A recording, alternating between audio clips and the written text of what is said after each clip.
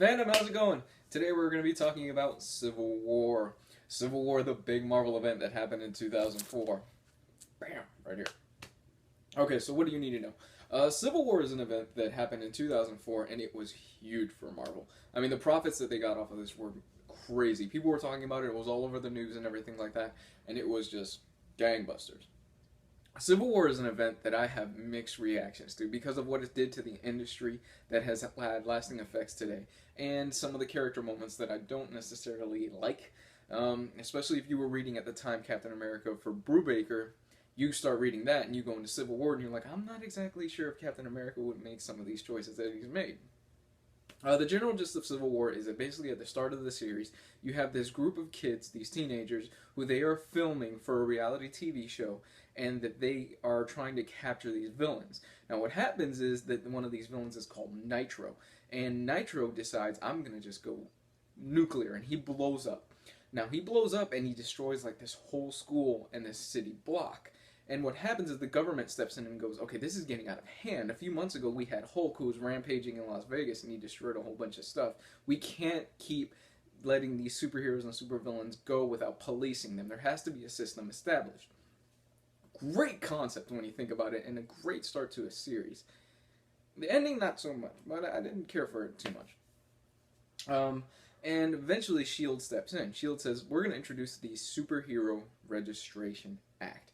Now, the Superhero Registration Act basically says that you have to register with S.H.I.E.L.D. and the U.S. government in order to be a superhero. Otherwise, you are considered a felon. You are considered a convict. You are considered illegal. And what happens is that Tony Stark approaches Captain America and goes with S.H.I.E.L.D. So, let's say some of these guys don't necessarily want to register. How many of them can you take out before, and I'm paraphrasing, before, just wondering. And Captain America goes, what are you talking about? No, this isn't right. You can't do this. And then Cap eventually sides with the rebels. So what you have is you have Tony Stark, who is the leader of S.H.I.E.L.D. at the time, versus Captain America, and they split the Marvel Universe in half. Some people side with Cap in the non-registration side, some people side with Tony Stark in the pro-registration side. What's interesting also is that you have Spider-Man, who is dead in the middle, who at first he sides with Tony Stark because he wants to protect Aunt May and things like that. But as the series goes on, you see Spider-Man, he starts going, I'm not necessarily sure I agree with Tony Stark and his things, and I'm kind of leaning towards more Cap.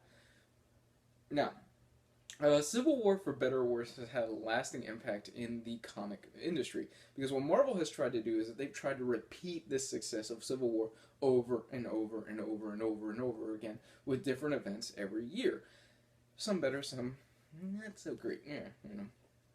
The Civil War is written by Mark Millar, who, if you've ever known any of his writing, he's very over the top, he's very bombastic, and he's in your face. Now, the art is done by Steve McNiven, and that is definitely, for me, the main draw of this. I adore Steve McNiven's art.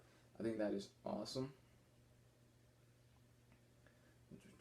I think Steve McNiven is really a great artist, but the problem was when this was coming out originally in issues was that it was delayed. It was delayed and delayed, and it had constant delays because Steve McNiven got sick, he got delayed, he got backed up, so what you would have is that you would have tie-ins come out and the stories would come out of order. So, you have people getting mad and things like that.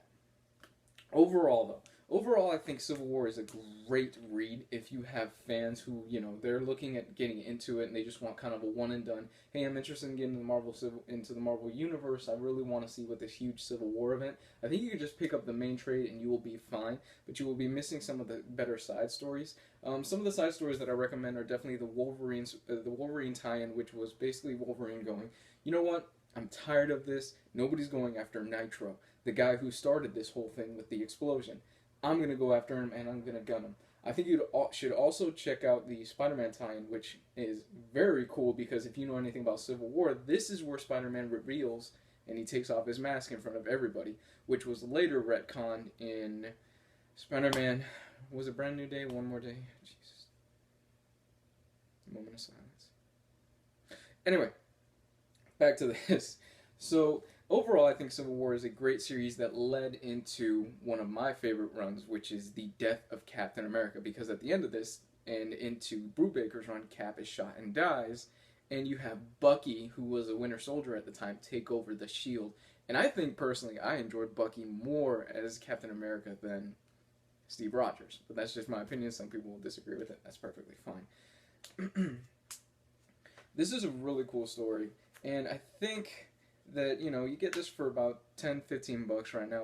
You could just read the main event. You don't have to read the tie-ins, and you'll be fine. So, yeah. Comment, subscribe. Let me know what you think.